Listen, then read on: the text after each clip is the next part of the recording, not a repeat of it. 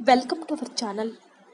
పరమ పావనుడు, స్థితి కారకుడు, ఆ త్రిమూర్తులలో ఒకరైన శ్రీ మహావిష్ణువు వైకుంఠాన్ని వీడి మానవ రూపంలో జన్మించి తిరుమల కొండపై శ్రీ వెంకటేశ్వర స్వామివారిగా కొలువై ఉన్నాడు.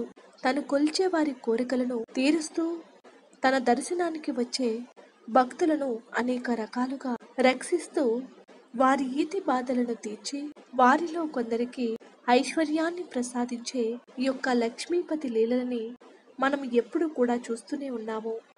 ధనానికి ఆది దేవత అయిన లక్ష్మీదేవికి స్వయాన్న భర్త అయిన విష్ణుమూర్తే శ్రీ వెంకటేశ్వరునిగా కొలువై ఉండి అతను చూపిస్తున్నటువంటి మహిమలను మనము ఇప్పటికే ఎన్నో చూసాము. ఇక ఈ మధ్య కాలంలో ఆయన చూపినటువంటి ఒక అద్భుతమైనటువంటి మహిమ గురించి వింటే మీరు ఆశ్చర్యపోక మానరు. ఆ శ్రీవారు తిరుమలలోనే ఉన్నాడు అని చెప్పడానికి నిలువెత్తు సాక్ష్యమే ఈ యొక్క అద్భుతం. వేల సంవత్సరాల క్రితమే ఆ వైకుంఠ వాసుడైన శ్రీ మహావిష్ణువు తనపై అలిగి భూలోకానికి వచ్చేసిన లక్ష్మీదేవిని వెతకటం కోసం మానవ రూపంలో ఈ యొక్క భూమిపైకి రావటం జరిగింది. తన దేవేరి అయిన లక్ష్మీదేవి ఆకాశరాజు కుమార్తె అయిన పద్మావతిగా జన్మించిందని తెలిసి ఆమెను కలిసి ఎన్నో కష్టాలకు వచ్చి ఆమెను పరిణయం ఆడటం జరిగింది.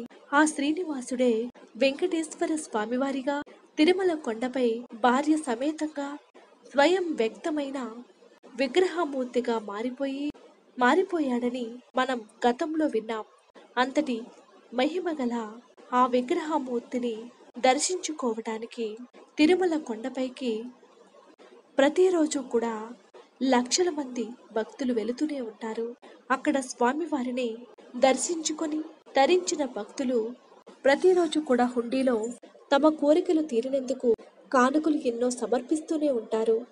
ఆ తిరుమల స్వామివారిని ఎన్నిసార్లు చూసినా తనివే తీరదు. స్వామివారిని ఎన్నిసార్లు దర్శించుకున్నా మళ్ళీ మళ్ళీ చూడాలి అని అనిపిస్తూనే ఉంటుంది. అయితే కొన్ని రోజుల క్రితం ఆ తిరుమల స్వామివారి యొక్క క్షేత్రంలో భక్తులు స్వామివారిని దర్శించుకున్నటువంటి సమయంలో ఉన్నట్టు ఉండి ఆకాశంలో చిల్లు పడినట్లుగా కొండపోత వర్షం కురవటం జరిగిందట. ఎన్నో నెలల నుంచి తిరుమల దివ్య క్షేత్రానికి వెళ్ళినటువంటి భక్తులు మంచినీటి ఎద్దడితో ఇబ్బంది పడుతున్నటువంటి విషయం బహుశా ఆ స్వామివారికి తెలిసిందో ఏమో. ఆ సమస్యను తీర్చడానికే అన్నట్లుగా అక్కడ కుండపోత వర్షాన్ని కురిపించాడు ఆ వెంకటేశ్వరుడు. ఆ వర్షం కురుస్తున్నటువంటి సమయంలోనే స్వామివారి యొక్క విగ్రహంలో ఒక అద్భుతం చోటు చేసుకుందిట. ఉన్నట్టుండి స్వామివారి విగ్రహం కళ్ళు తెరిచి చూడటం జరిగిందట. ఆ దృశ్యాన్ని కల్లారా చూసినటువంటి